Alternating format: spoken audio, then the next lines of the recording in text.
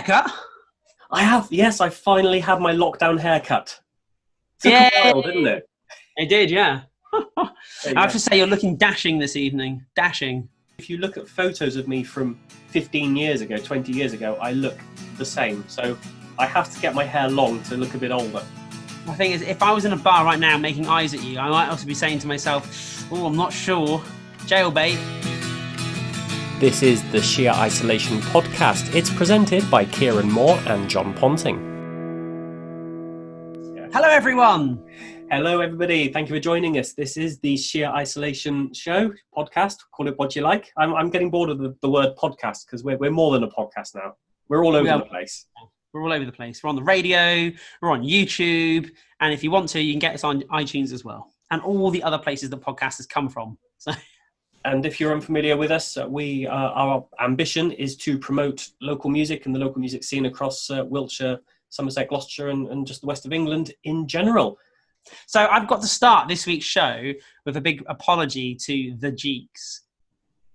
They're a band who are meant to be rehearsing at the Village Pump. And I sent out a mass message to the bands that are due to rehearse at the Village Pump to say, you can't rehearse this week because we haven't got our COVID, return to work thing in place. Basically, they didn't get the message. They turned up and they can't rehearse. So they have to go away again. And it's entirely my fault. I didn't make sure they had the message and bums. So I'm not perfect, John. I feel we should also apologise just for last week because the audio was very lo-fi and it was very tinny and we're not sure what happened. We're thinking it was probably a dodgy internet connection. For people who listen to us on the streams or on radio, then you may not realise that we record this entire thing on Zoom and there is a video version as well. I am usually about 30 miles away from Kieran and Kieran is usually about 30 miles away from me. So we find Zoom works quite well, but for whatever reason last week the audio was giving us a little bit of a hiccup. So we do send our apologies and we hope this week we sound much clearer. Yeah, I do hope so too, because I don't think I'm the clearest in the world anyway. So hopefully you can understand me. I would say you're clearer than me, and I used to be a professional at this. Used to be. See, I still am a professional at this, even though I've cleaned more toilets than I've done gigs this year. Who's our guest this week, John? This week's guest is a chap called Graeme Nash, who I'm not familiar with, but I know you know the chap. He is an event rep. And we'll also have a couple of tracks to play as well, which we'll come on to those in a moment. But Kieran, since I last saw you, I have been to my first indoor gig. Yay! What was it? It was a chap called Pete Wilcock, who's from a band in Malmesbury. And it was just him, like one man in his guitar style gig in a typical Wiltshire skittle alley venue. So very thin, narrow, only small crowd, about 15 people. I love those venues. But it was a gig. We were there. We went to see some live music, and it was lovely. Fantastic. Oh, isn't it? It's the nicest thing. One thing though, it was. I don't know. You kind of feel a little bit in two minds because your brain is telling you there are people around you you're not safe just because of what's been drummed into us over the last few months. Because although the venue itself was doing all it could to keep people away from each other, and they're not the enforcers, so people were mingling, people were moving into the beer garden, through to the toilets. Being a skittle alley room, there's a lot of transient movement. Yeah. And what I did find is that after the music finished, the landlord came in and turned on the big screen and put the football on. And then we were swarmed by football fans who were like jostling to find seats. Because obviously they're not allowed to stand, there must be a seat. And at that point I thought, actually, I'm going to move to a different part of the pub now. The putting football on the screen seemed to be less safe than having live music. That's mad to think, isn't it? Bold statement, but I'm sticking to it. We have got to play a track, and you were going to pick something, have you? I have picked something. I have picked Taste the Sun by Talk in Code. Ah, that's a band I'm familiar with. I haven't heard from them for a while. Well, I believe they've been, I think there's modern day and ages with bands you have to constantly record and release. I don't think people do album cycles anymore traditionally. It's single cycle. I remember Kehaf was saying this from his band New Pagans, is that they released a video for every song and they basically got 6 months out of their EP rather than just release it on day one and that's the end of it. And Talking Code is one of those bands that release a new song quite regularly with a video, etc., etc. So this is their latest song. It's interesting you say about albums. I think we're now at a point where if you're not going to release something on vinyl, there's no point having an album. Funny you should say that. I think you're probably right. It's the way of the world. The way of the world. Unless you can do vinyl, don't bother. Yeah. Don't need words if you listen to the beat of my heart. Undeterred, I will show you the way up to the start. If you let the light in and stop the fighting, you see my body's calling for you to come home with me. Wake up, the day's begun.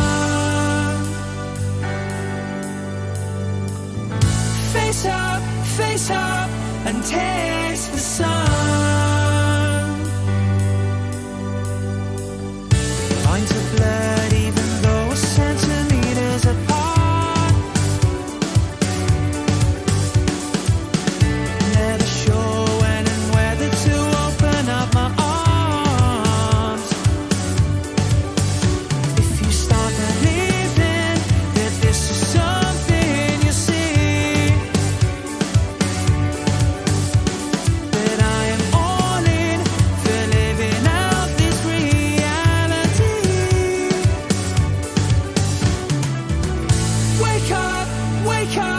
the day's begun.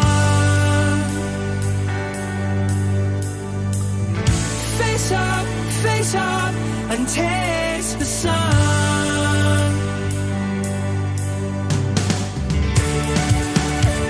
For all the time we faded away, we're making up for it today.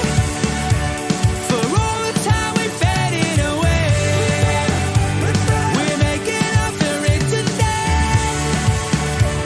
For all the time we faded away, we're making up for it today. For all the time we faded away, we're making up for it today. We're making up for it today. We're making up for it today.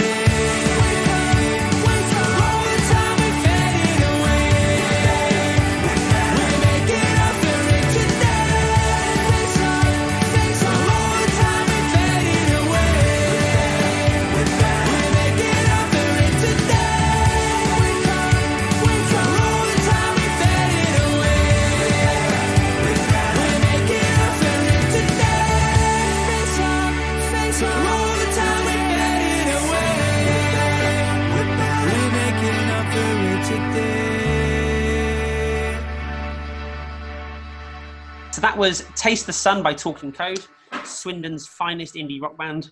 That's actually probably not a fair thing to say. There's a lot of indie rock bands in Swindon at the moment. Just about to say, that's a brave statement. And they're all brilliant, actually. Swindon has got, back in like 10, 15, 20 years ago, Swindon was all about the metal, all about the punk, all about the rock. And now it's completely shed that, and it's now all about the indie. Do we have some product placement? I bought something on Discogs the other day, and you know, sometimes with Discogs, if you buy it, if the seller has their PayPal linked, you can pay for it straight away. This seller did not have their PayPal links. I couldn't pay for it.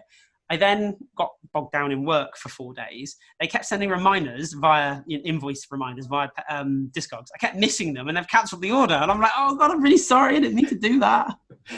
So that means some bad feedback coming my way. Oh, 1 star more over there. 1 star more. I might have to send them an apology message so they leave me a 5-star review. Time to talk about our guest for the week, who is Chippenham-based chap Graeme Nash. Graeme Nash. Who has been in the industry and working within music venues for decades. Yeah, a good 30 years in him. Man and boy, he left university and went straight into the industry and never looked back. And he's done various roles in various positions at various degrees of professionality. And he's just a really experienced, really interesting guy who happens to live on our doorstep. And you know him through the Music Venues Trust, is that right? MVT, yes. So I discovered through that group that he lived locally. We had a lot of mutual friends, which were pertinent mutual friends, like Trey Stead, for example. And it's like, oh, that's interesting. I should know this guy. Oh my God, he's in Chippenham. I was like, oh, hey, we should meet up for coffee and have a chat. And we did. And I found some really interesting stuff out, and it was really, really lovely. So this interview, we're talking to Graeme just about his history and what he's been up to. And he starts us by telling us about back in the 90s when he was in a band and the band quit, and then he takes it from there. The band finished in sort of early 90s, and I needed something to do. I went to university, and at university ran out of money after about 2 weeks. Standard at the time. And I had a couple of interviews lined up, one to be a chef, which I had been before, and one to work on the Ents crew at De Montfort Student Union in Leicester. And so I was at De Montfort University, and basically the interview consisted of someone saying, so can you do long hours? Yeah, I've been doing double shifts at the restaurant, do 14 hours, not a problem. So you're a big lad, you okay for lifting? And I went, yeah, fine. And they said, so what are you doing tomorrow? Well, I've got tickets to come and see Underworld. And they said, oh, you're working it now. And, oh, okay. And I was there at 10 o'clock the next morning, hoping I'd get a refund on my tickets, and didn't get a refund on my tickets. And got paid the princely sum of £30 for working from 10 in the morning until, I think I got home about 4 the next morning. I can remember being overtaken by a milk float, but absolutely loving it because, I was working with a band or working on a gig with a band I loved, learning so much. And then just over the years, I got more and more involved. Then I became when I finished my degree, I became the Ents manager. Nice. And I was in Leicester for 7 years, all in all, meeting a lot of people. That's a nice progression. That obviously happened reasonably quickly, but like in a natural kind of progressive way. Yeah, it did. And it was, I met an awful lot of people.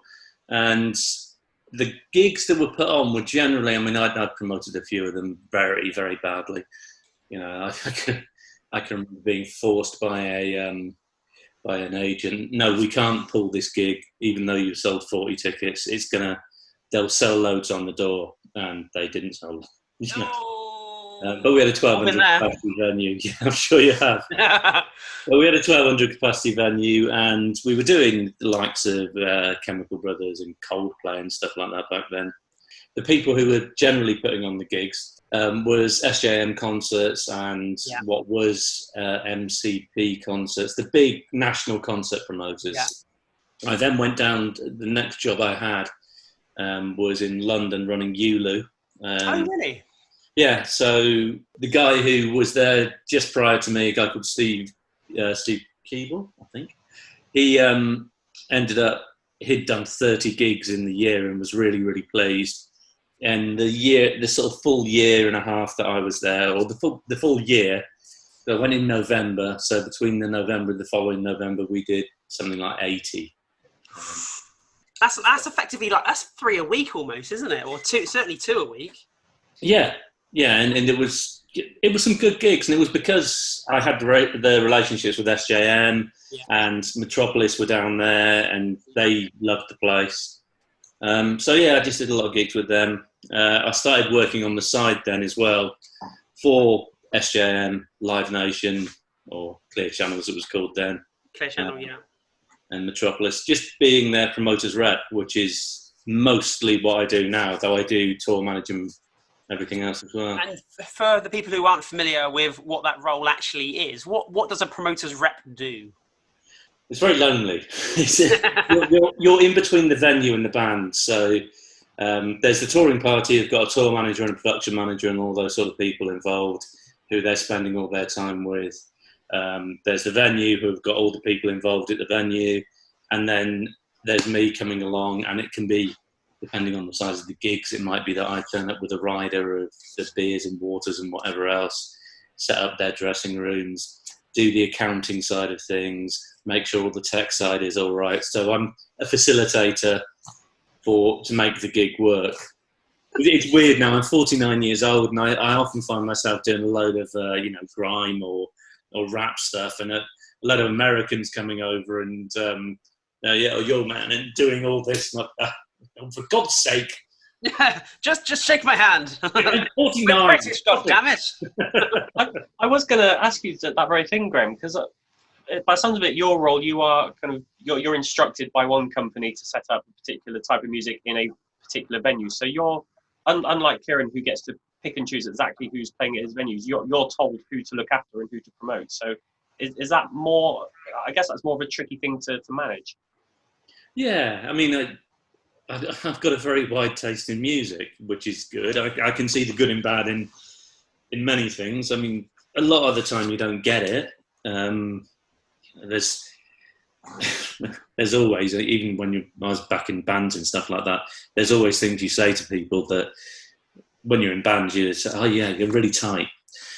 Generally, that's code words for, I hate your music. You're really tight. You've got to give them some sort of compliment. It's similar, in talking to artists. COVID's happened and all the events have sort of disappeared. What have you been doing with your time since you've been told not to come to work? Well, I finished on March 16th was my last show. Right up to the deadline then. Yeah, I mean, I was really frustrated by it all because March 16th was a Monday. The previous week on the Thursday and Friday, I'd done Lewis Capaldi shows in Wembley Arena. So we were there with 11,000 people a night, sitting, going, should we be doing this? Is this right? And then I had the Saturday and Sunday off. The Monday I was doing an artist at the Roundhouse in London. There was supposed to be 2,000 people coming. On the clicker, there were about 900. It was very, very frustrating. But I worked right up until then. Since then, I've kind of been mainly sat at home looking after my children, getting a bit depressed at times. Well, actually, interestingly, because we've got a mutual friend, we share a mutual friend of Trey Stead. Right, yeah. And you know Trey, obviously through the industry. And she was saying last week about the sort of sense of loss of identity. And I know I felt an element of that. What are your worries, or how are you feeling about going back? It's been very difficult because you suddenly, everything that you know, because it's not like a job, it's more than a job. It defines who you are in a way, and it is everything about you. Now, when that all gets taken away, you do sometimes sit there and just the black dog or whatever comes and you get depressed. And what worries me about a lot of the industry is I've got a wife and 2 children and a dog and everything keeping me sane. There are reasons for me not to sort of do anything drastic. But since I put a few things up on Facebook, I've had phone calls from people. I've had contact from people who are going, I know exactly how you feel. I know exactly, I'm glad someone else feels like it. And we don't talk enough. And, I've had conversations with people over the last few days, not exactly talking them down from the window ledge, but having a 2-hour conversation with someone just because they haven't had anyone to talk to. Because there's a lot of people in the industry who are single blokes or single women who live in a flat that they hardly ever see, but now they're seeing it all the time. And when you've got... It's quite a difficult lifestyle, isn't it? Like you say, you live it. It's not something you casually do. You live it. It's who you are. It's your identity. Yeah. And you get used to seeing these people, perhaps only a couple of times a year, and you know that you're going to see them on, certain points in the year, and that becomes everything that you're looking forward to. It's your life. They're suggesting May next year when things might be normal. Yeah.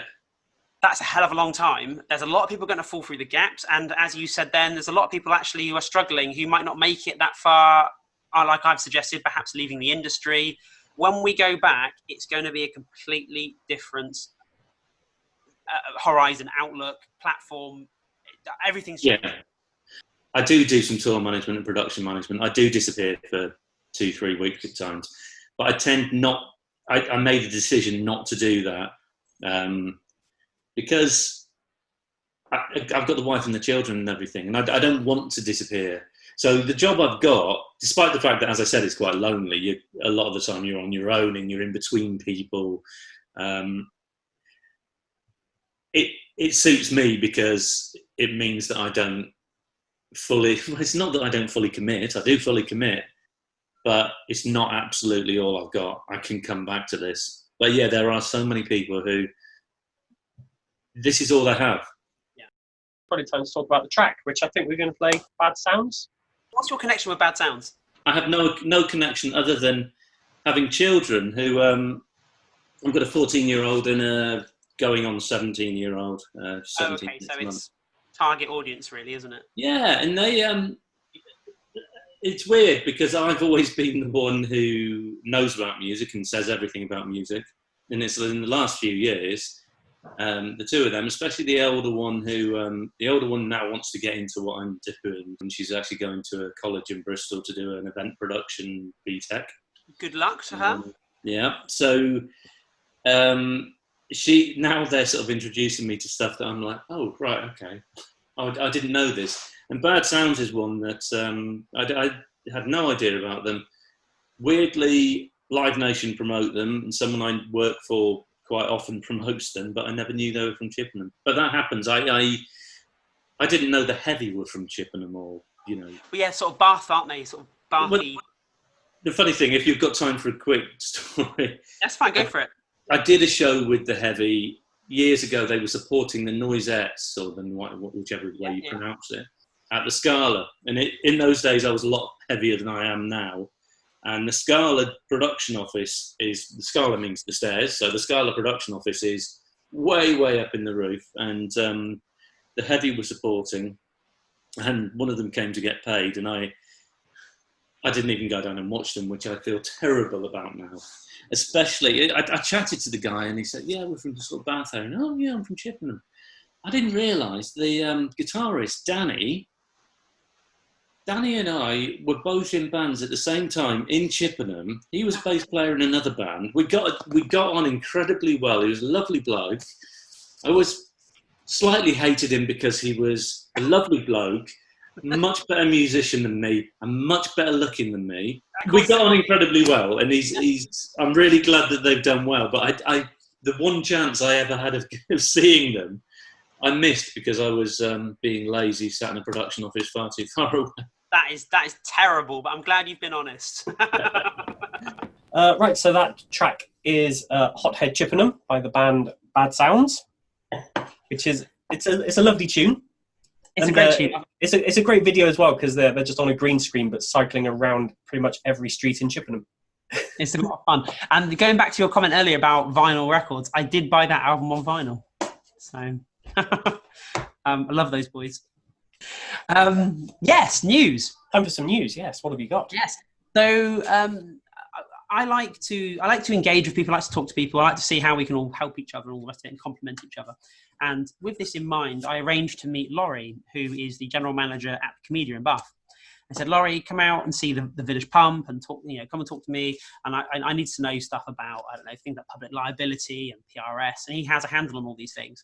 I said, Laurie, talk to me. And he came out and we were chatting about the Comedia. But they've recently just done this thing called the Drum Masterclass. And the in-house engineer there, a guy called Joe Noonan, who's a very, very good engineer. They had these multi-cameras, like 5 or 6 different cameras, and they were able to do multi-angles. So there was this drummer doing the drum masterclass showing you how to do X, Y, Z, and they had these lovely angles, and it was all really professionally done.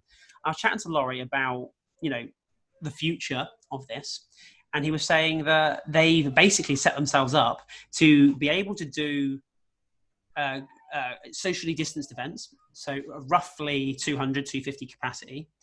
But the audio and visual stream, which is TV quality, that's standard. That's that's the equipment and the hardware, and then what gets sent, the external audio that gets sent out, visual, that will go to the artist, and the artist can then stream that across their platforms. And because we've talked a lot about the varying qualities that you get on the streams. Comedia have gone all in for the high-end quality stream. Watch this space because I think they're going to have got some exciting stuff to announce. They have done the exact opposite of us then. They've actually invested and got some high-quality gear. That's exactly what they've done. We use 2 laptops and a dodgy connection. That's exactly what we do. So yeah. Oh, that's good. And the only news I was going to talk about is that I've seen on my Facebook feed tons of venues now saying we now want to get musicians back in. We want to get some gigs going. We want regular, like, weekly music. Let's get the ball rolling again, which is great to see. I'm not yet in that position. My capacity is 14 at the Village Pump. And I've only just got my COVID risk assessment done now for next week. So there won't be any gigs anytime soon, but I'm delighted things have started because it's been a long time coming. And hopefully we're going to start seeing some lovely, lovely experiences again, albeit with fewer people. I think this goes back to something we were talking about a few weeks ago, the gradual transition of gigs getting bigger and bigger. And the step 1 is the pubs doing the one-man shows. And step 2 is where you come in, the smaller venues being able to open again. I think pubs is the natural first place that we need to start building from. Absolutely, yeah, absolutely, 100%. Because we said this before, but getting a big act to play a small show at the drop of a hat is almost impossible. There's just too much going on, and so as a result, to achieve those things, it takes time. I mean, you can go to be fair, you can, if you want to, go to Newcastle Racecourse and go watch the likes of the South and I don't know who it was, Lightning Seeds and Frank Turner in your metal cage from about 500 meters. But that's not a gig. So if you want to go do that, you're absolutely welcome to. Enjoy yourself, but that's not a gig. Or it is, but it's not the experience I want. Is that the photos I've seen where, like, there's a table of 4 on a bit of scaffolding? Yes, and there's exactly. about 100 of them. Little pens, that's exactly it. Yeah, no one wants that. If anybody wants to get in touch with us, the best way of doing that is through our email address, which is sheerisolation@gmail.com, or you can just jump onto any social network and look up Sheer Music and you will find Kieran and whatever he's promoting this week. Always promoting stuff every day. Busy boy. Okay, we will leave it at that. Thanks for listening, everybody. Thanks for joining us. We'll be back next week. Bye-bye. Bye.